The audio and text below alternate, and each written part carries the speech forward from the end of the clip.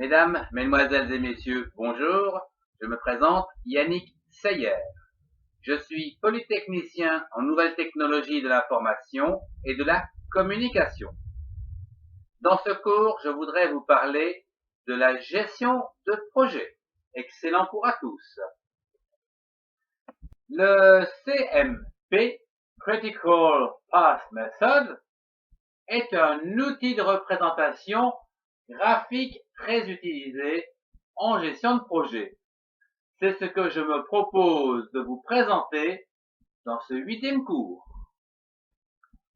Cette méthode CMP permet de calculer la durée totale d'un projet, et ceci à partir de la durée de chaque tâche et des liaisons existantes entre ces dernières dans le projet. Le chemin critique correspond à l'enchaînement des tâches dont la durée totale est égale à celle qui sera la plus longue dans le projet.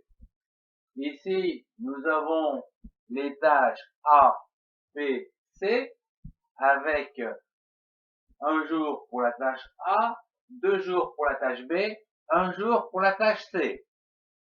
Au niveau de l'enchaînement entre le départ et la fin, nous avons A, B et fin, et ici, C, B, fin. Nous voyons que la durée la plus longue au niveau du projet, c'est 2 jours plus 1 jour, ce qui nous donne bien 3 jours. De manière à illustrer le CMP Critical Path Method, je vous propose un exemple simplifié. Voyons un exemple simplifié au travers ce petit projet où nous voulons réaliser les fondations d'une maison. Le projet est composé de 7 tâches avec une durée estimative par tâche. En fait, nous voulons préparer le terrain. Il va prendre 2 jours. Il va falloir creuser les fondations, une journée, puis couler le béton à l'intérieur, qui va prendre 2 jours. Parallèlement, il faut accepter le projet donc de la réalisation des fondations pour cette maison, commander la toupie qui prendra 2 jours et la livraison de la toupie, donc 2 jours. Voyons comment réaliser ce projet sous forme graphique. À partir de ce projet simplifié, voyons sa représentation graphique à l'aide du CPM, c'est-à-dire Critical Path Method. Nous avons un début de projet et une fin de projet, et à l'intérieur, les différentes tâches qui sont donc illustrées par des rectangles qui contiennent des durées. Nous pouvons y voir également les chemins critiques entre le début et la fin, ainsi que le temps total pour réaliser ce projet. Nous avons 6 tâches, donc elles sont divisées en 2 parties puisque nous pouvons préparer le terrain et en même temps accepter le projet.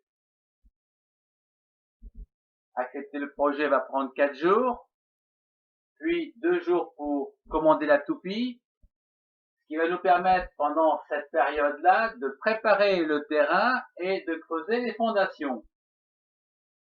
Puis la livraison des toupies vont nous permettre de couler le béton pour 2 jours, pendant 2 jours. Et nous arrivons à la fin du projet. Ce qui veut dire que ici nous avons 2, 3, 5 jours, et ici au plus long, 4 jours, 2 jours, 2 jours, ce qui veut dire 8 jours maximum. La durée du projet, à l'aide donc du chemin critique, va nous donner un délai maximum pour réaliser le projet de 8 jours. Voilà donc le Critical Path Method.